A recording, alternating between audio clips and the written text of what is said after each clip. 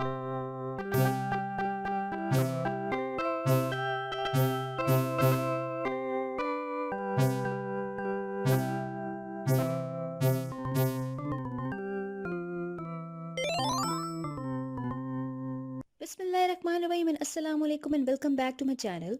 The topic that I chose today is very interesting.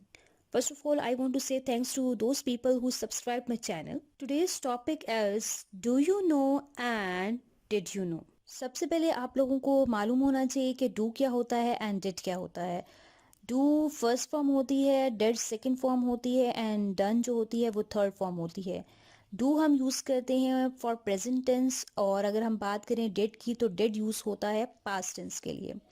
मैं इस पर डिटेल में नहीं जाऊंगी.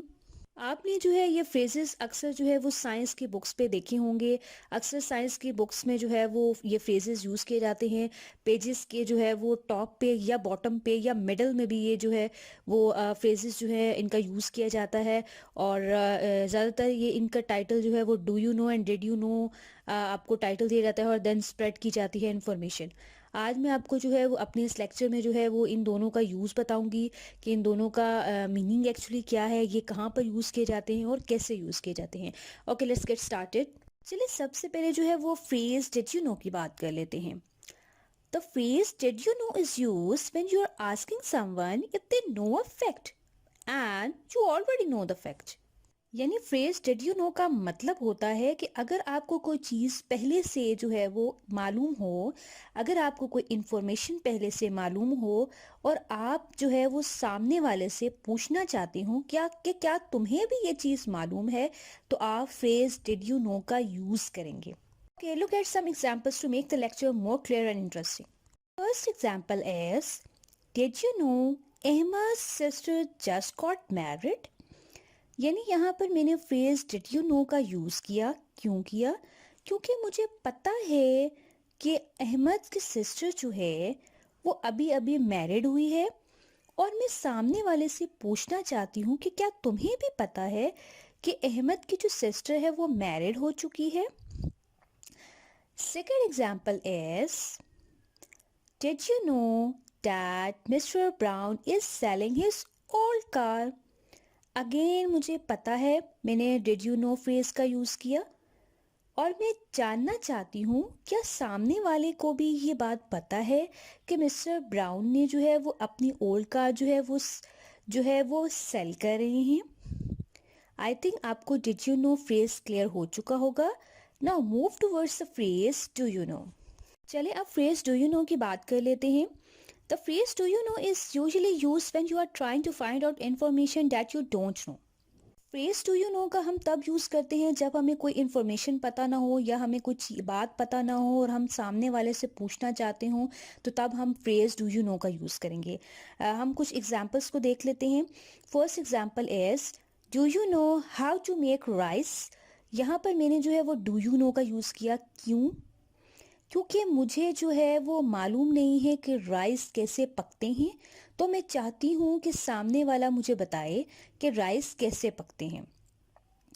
Second example is do you know where is mummy.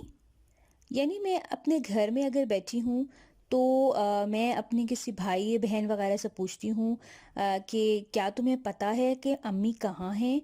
यानी मुझे नहीं मालूम और मैं घर में हूँ और मैं परेशान हूँ कि मेरी मामा किधर गई हैं, तो मैं अपने बाकी फैमिली मेम्बर्स से जो है अपने सिस्टर ब्रदर वगैरह से पूछती हूँ कि क्या तुम लोगों को पता है कि मम्मी जो हैं वो कहाँ हैं. यानी मुझे नहीं मालूम तो मैं अपने घर वालों से पूछना चाहती हूँ कि क्या तुम लोगों को मालूम है कि मम्मी कहाँ हैं. Clear? Third example is do you know where are they going.